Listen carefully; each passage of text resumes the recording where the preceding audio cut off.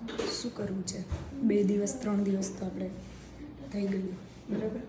મિડલમાં જ લઈને કરો. મિડલ જ લેવું છે ને?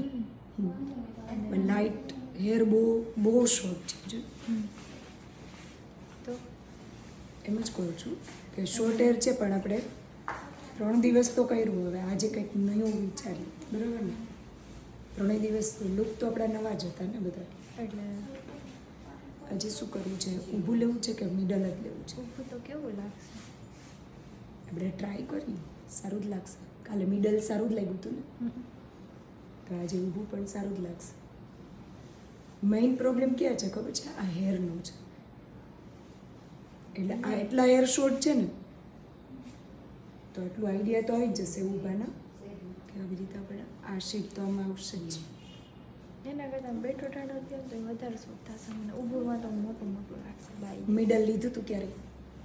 કાલે લીધું તો સારું લાગ્યું. તો પછી એટલે એવું જરૂરી નથી કે મિડલ જ સારું મારે લાગશે. છે ને એક જ ટીકો જ નાખો, બીજું કાંઈ નહીં. હા, એ તો કેવું થશે? કાલ તો આપણે આને એકદમ હેરને લોક કરી દીધા હતા, બરાબર? આજે એક માંગ ટીકો આવી જશે, એટલે કેવું દબાઈ જશે. પણ ઊભો પોઈન્ટ લેશું તોય સારું આવશે, મિડલ લેશું તોય સારું આવશે. સાઈડ તો આજે કેવું બ્રાઇડલ છે, એટલે સાઈડ ના સાઈડ તો કરાય, ચાલે જ નહીં. ચાલે જ નહીં, અને કરાય પણ નહીં, કારણ કે એનો લુક છે ને ના આવે. તો